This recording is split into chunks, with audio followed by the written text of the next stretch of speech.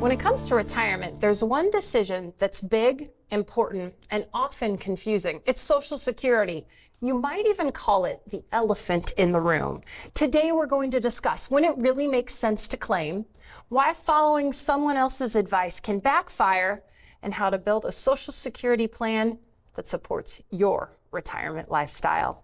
Hi, I'm Molly Nelson here with Loren Merkle and Clint Huntrods, and today, we've got an elephant in the room with us. Look, this is this stuffed animal, courtesy of my daughter Elia, will be part of today's show because we're talking about that idiom, the elephant in the room. You guys all know the idiom of there's something big in the room. Everyone can see it, but no one wants to talk about it. Today, Loren, we're going to make the parallel between that idiom and Social Security. Because Social Security is so big, it can have such a big impact to you on your retirement, but oftentimes you find yourself not wanting to talk about because almost everybody has an opinion about what you should be doing with your Social Security because you have so many different options. I mean, you go to breakfast with your friend Ken, and Ken's like, I've taken my Social Security at 62. You don't know how long you're going to live. It's going broke. You're crazy if you don't. Then you talk with your buddy Ellen, and Ellen's saying, I'm going to wait all the way up until age 70 to take advantage of the 8% guaranteed growth from FRA on. And then you talk to somebody else, and they're talking about the spousal benefit, and you're sitting there thinking, what does all of this mean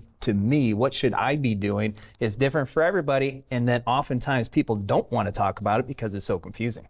That's so interesting. I often, as we're talking with families for the first time, it seems like there's two camps. There's one camp that, hey, I know exactly what I'm going to do on Social Security.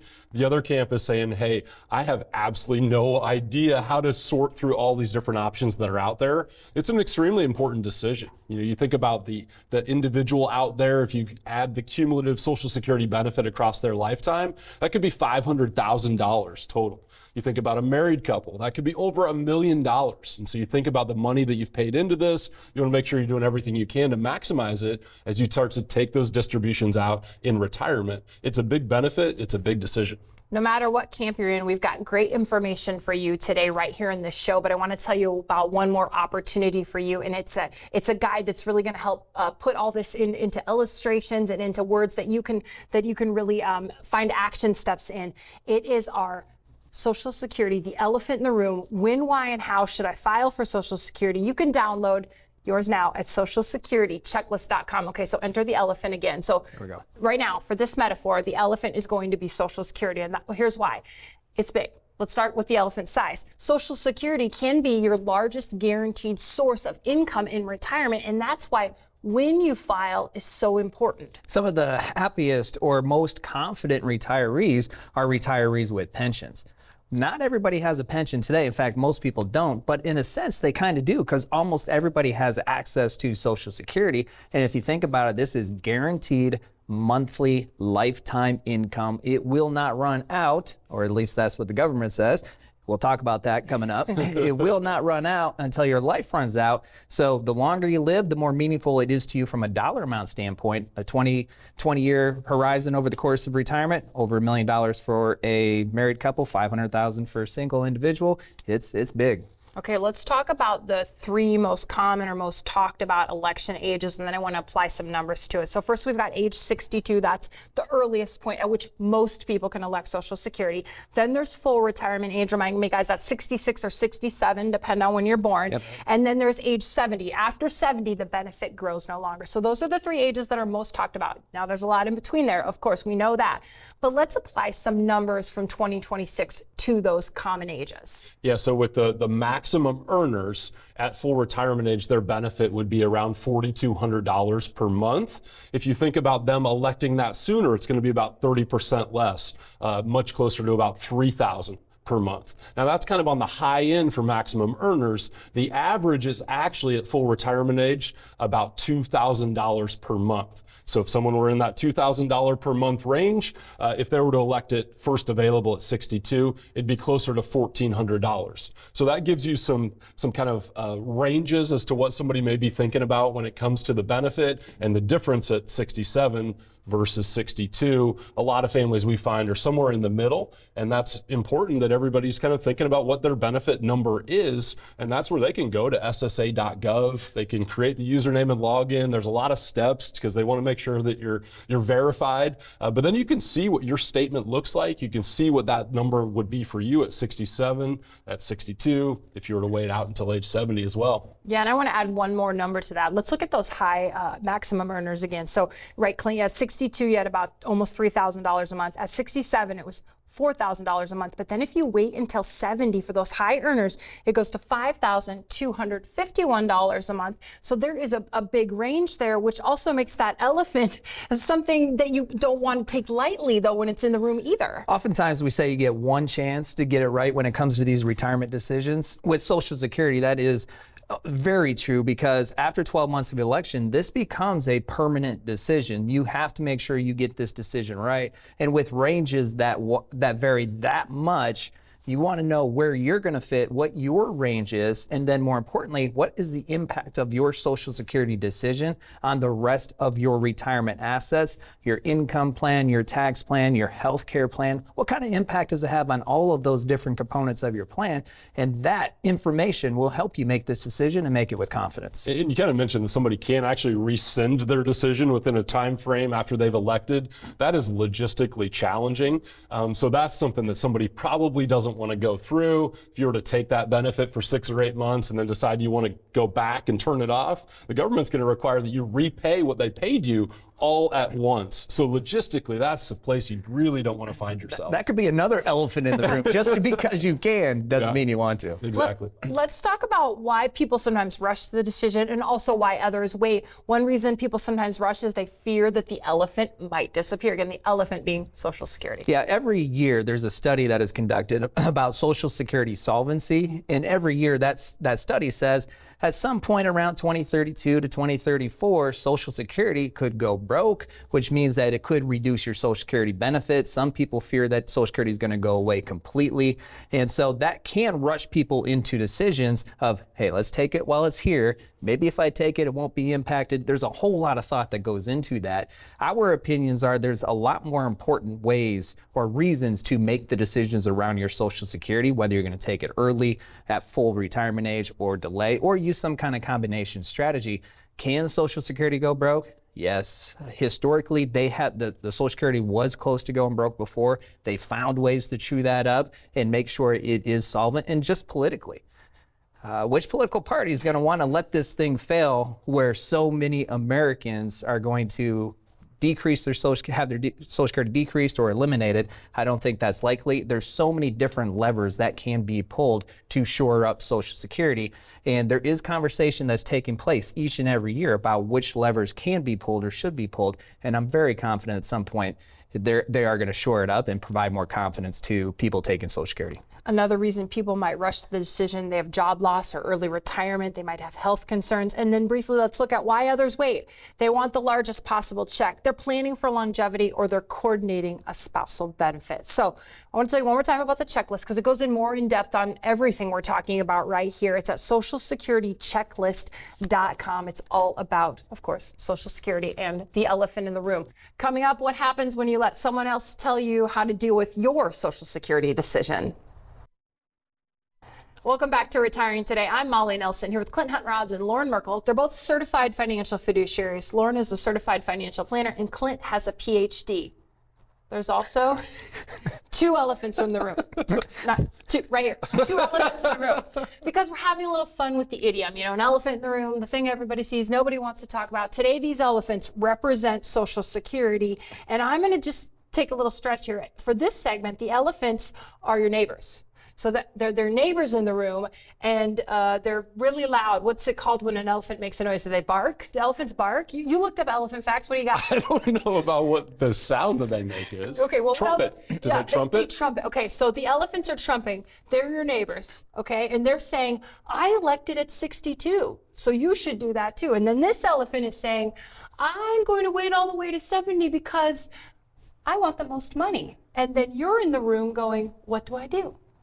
That's what's happening with the elephants. Why is that not a good idea, Loren? It's not a good idea because what elephant blue does versus pink elephant does really has nothing to do with what you should do. And so all of that noise comes from these elephants, the trumpets.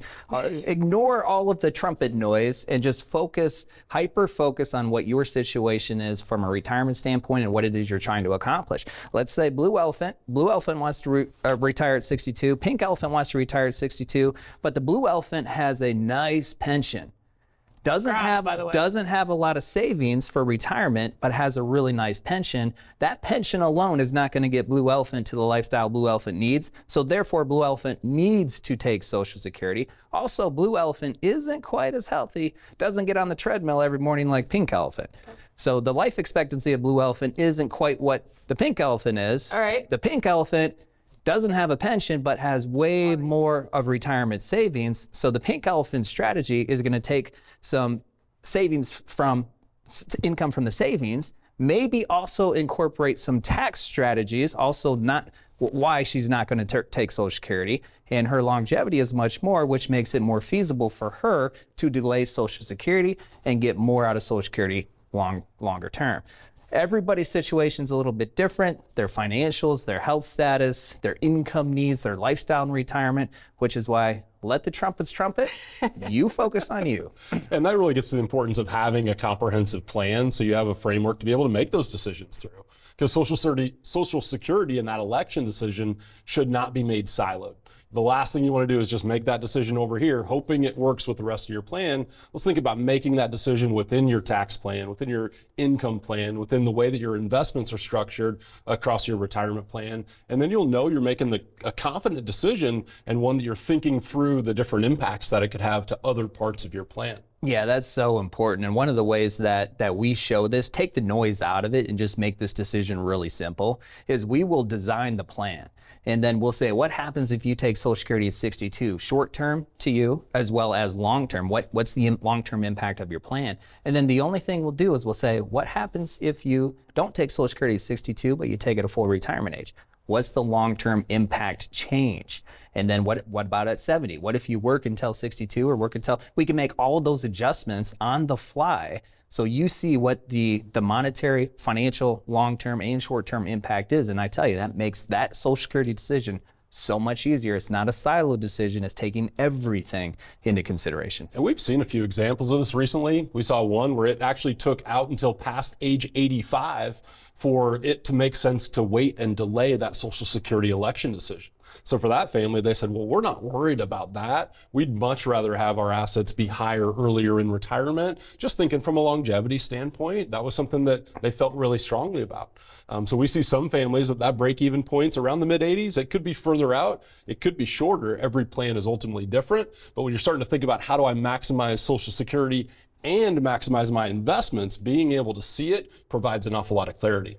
Maximizing Social Security, helping people make the decision. That's what we're doing right here. And that's what we're doing with the guide. Check it out. It's the Social Security elephant in the room. When, why, and how should I file for Social Security? You can download yours at any time. That's download yours at any time at socialsecuritychecklist.com. The guide walks you through the exact questions you should ask before claiming. There's no guesswork. There's no opinions. There's just a lot of clarity in that guide.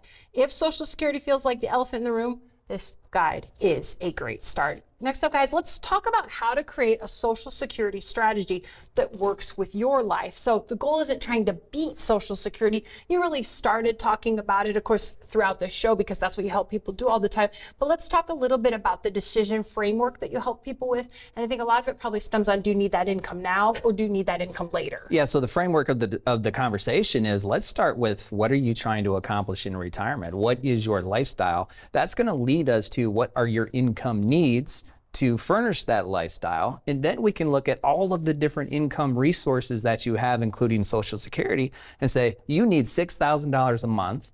Social Security will provide you $2,000 a month, but you have other investable assets that could provide you $4,000, or do we have the investable assets provide you with the full $6,000 to first Social Security? So the conversation starts with, what do you want to accomplish? what do you want to do in retirement? How much is retirement going to cost you on a monthly basis? Look at all the different income sources. And then from there, we can really simply determine what's the best thing to do with Social Security. I like that you mentioned the investment assets, because it could even be, where's the market at a given point? If the market's at an all-time high, that could be a great place to go and deliver income for the next year or 2 years and let your Social Security benefit continue to grow. If the inverse is true and the market's down a little bit, we obviously want to be thinking about how do we protect for that in retirement. But if the market's down a little bit, maybe we're more inclined to want to turn on that Social Security benefit. But thinking holistically across the plan and what investments are doing, what the market's doing, can actually be part of that equation as well. And it can be very adjustable. So as in the creation of your plan, if your Social Security strategy is not to take it until, let's say, full retirement age, but you're 63 and now it makes more sense to take it than what it did when you were 62, let's change. Right? The plan has to be flexible because life changes, your life always changes, your goals, your ambitions change, and all circumstances can change as well. So Social Security and your plan need to be flexible. Another thing we've been seeing a lot is just the tax planning aspect. So perhaps you've got some years in retirement where now you're in a lower tax bracket than you've ever been before. You want to take advantage of that and think about things like a Roth conversion, for example, one of the strategies that could be impactful there. And so families may want to actually wait on Social Security to open up more room to shift money from pre-tax to Roth. A lot of families save in those tax deferred accounts, and we want to make sure they're thinking about that long-term tax bill that's going to be there, future required distributions they might have to take, and the impact of what that could be. The more you know, I think the more empowered you are. And guys, the elephant could feel a bit smaller. The elephant in the room feels a little bit smaller, a little more manageable. That's what we're trying to help people do today. SocialSecurityChecklist.com. You can go there right now. A lot of great information about Social Security and the elephant in the room. But we still have more to talk about. We'll talk about it. Married, widowed, or divorced, and Social Security next. Welcome back to Retiring Today. I am Molly Nelson here with Loren Merkle and Clint Huntrods and our two elephants. They're the elephants in the room today and they represent Social Security, and here's why. We've got a guide for you. I want to tell you about it real quick. The Social Security elephant in the room. When, why, and how should I file for Social Security? You can get your guide right now at SocialSecurityChecklist.com. Of course, we're dropping Social Security facts today, but this guy, he's been hanging on to an elephant fact, just waiting to share it with all of us. I've got a couple, actually. Okay, go ahead. Elephants can't jump. You can maybe imagine that their frame, that would be hard for them to do. Okay. But something I found fascinating. The most interesting fact that I found was that elephants are actually really afraid of bees. I thought that was really interesting. Well, I don't know why a big elephant's afraid of a little bee, but I found that one to be unique. Who would have ever guessed? But I guess, if you're going on a safari and you're afraid of getting trampled by elephants, I don't know, carry some Take your bees. bees Yeah, with put a you. beehive under your arm and you'll be good. Safe from elephants and fresh honey. There you go. Right, guys. And then Molly, you're interested in the there's more. gestation. Elephants have the longest gestation of any mammal. I believe 22 months gestation. So those elephants, they have long pregnancies for elephants. Okay, thanks for the elephant facts, guys. That's been fascinating. But what the people really want are Social Security facts. So let's give them that. Social Security, we're going to go married, widowed, and divorced. Let's talk about married, making the decision together, making it separately. How does it work? Yeah, you really have an opportunity if you're married and you have Social Security, because you have up to 81 different options. So now it's about how do you use those options to your advantage. And oftentimes married couples will decide to use what we call a combination strategy, where the lower wage earner, the lower Social Security benefit, will take their benefits sooner, because as soon as that person passes away, that benefit's gone.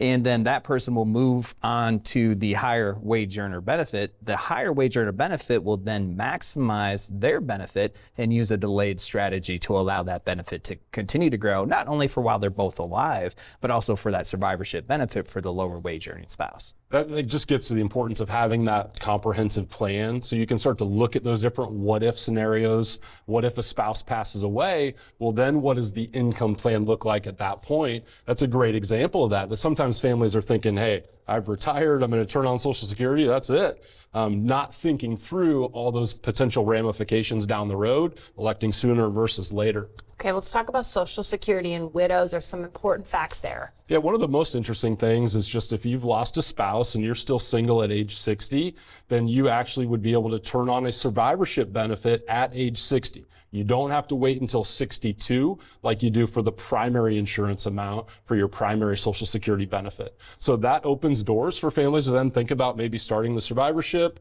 That could allow their primary benefit to grow. And sometimes families will switch over to one or the other over time. That's something that they can do. So if you were married, you lost somebody, you may have a survivorship benefit available. It's something important to clarify and understand more. Social Security and divorce, what's important here? Well, one of the most misunderstood conceptions about Social Security being divorced is you can be eligible off of multiple ex-spouses' Social Security benefits. So let's say you have 2 ex-spouses and you were married for longer than 10 years, so you might be eligible for a benefit off of both of them. Then you could be eligible off of the higher earner ex-spouse. So you do need to look at all of your ex-spouses to see what benefit is going to best behoove you. And is that a tricky conversation? A lot of times families worry about that. Oh, last thing I want to do is talk to my ex. I haven't talked to them in a long time. Right. You don't have to talk to them. They don't have to know what decision you're making. That's something that as you interact with Social Security, which is something we help families through because sometimes they don't know all the questions to ask. We can inquire further, figure out what benefit is available, and then how to maximize or use that to really help bolster your retirement plan. You mentioned something earlier. I want to go back to it, and it's Social Security and taxes. I think it's probably worth reminding people that their Social Security benefit can be taxed. That seems like the biggest elephant of them all, if you ask me. Yeah, because Social Security originally was a tax. I mean, you didn't have a choice not to pay FICA taxes while you're working, but Social Security can be taxed when you're retired and taking Social Security, or it may not be taxed. Social Security is what we would consider tax favored because even if your Social Security benefits is subject to federal tax, most states will not tax Social Security, which is a nice benefit to you, but also up to 85% of your Social Security benefit could be subject to tax, not 100%. So even if it is subject to tax, it's tax favored, but there's strategies that you can implement to decrease your overall taxable income, which can allow your Social Security benefits to be taxed less, or for some people, even not at all. And one thing that's interesting to note is there's a lot of miscommunication around the One Big Beautiful Bill Act that started to reduce what a lot of people are going to pay on their Social Security tax, but it didn't directly impact the way that Social Security is taxed. But what was created was a $6,000 per person increase to the standard deduction if you're 65 or older and meet eligible criteria. And so that is something that's likely reducing how much individuals are paying on their Social Security as far as taxation goes, but it doesn't directly change or impact that Social Security benefit and its taxability. Let's remind people, so the way Social Security is taxed is they add your income in with your Social Security, but remind me that formula. Yeah, they look at a real fun equation. They call it provisional income. So what they do is they take a look at all your taxable sources. So distributions from 401k plans and IRAs that are taxable, pension income, and then they also take half of your Social Security income and add those together. Okay. And then that's called provisional income. And if that exceeds certain thresholds dependent upon your marital status, then that's going to determine at what level your Social Security benefit is subject to tax. It's very simple. Got it. Let me just regurgitate that to you. No, just kidding. That's also the part of the formula you work out for people too. You don't have to write that down and try to figure it out yourself. We take care of all of that. And as we're talking about Social Security through this whole show, you might be walking away with, wow, Social Security is complex. There is a lot to it. That is true. But if you use the complexity to your advantage, there's a whole lot more options and you could potentially get way more out of your Social Security benefits over the course of your lifetime than if you don't pay attention to the complexity and you just retire and you take your Social Security benefits. So let's use the complexity to your advantage. And that's what we do so well for a lot of the families that we work with. Let's look at all of it. Optimize Social Security, optimize your retirement assets, optimize your confidence. That's what I've seen you guys do when you've talked about this is you quantify it for people. Hey, John and Sue, use a simple name like that. You'll show them. If you take it at 62, here's what happens. If one of you takes it at 67 and one at 65, I mean, you run the combinations, give them a few scenarios, and then they can make a decision that seems to fit them best. And that's really the benefit of having a comprehensive plan is now you can see it for yourself. You don't have to listen to your neighbor elephant or your other neighbor elephant, what they did for Social Social Security, you know why you're making the decisions you're making. You can see how it impacts your plan long term, and that gives families an awful lot of confidence. So the elephant shrinks, you feel more empowered and educated the more you know about Social Security. I like what Loren said, using the complexity to your advantage. You can get that checklist at socialsecuritychecklist.com. Go there now to download more information about Social Security. This is Retiring Today, and we thank you for watching. If you like this video, click here for more great content. Don't forget to subscribe to be connected with others just like you who are looking for engaging and entertaining retirement strategies.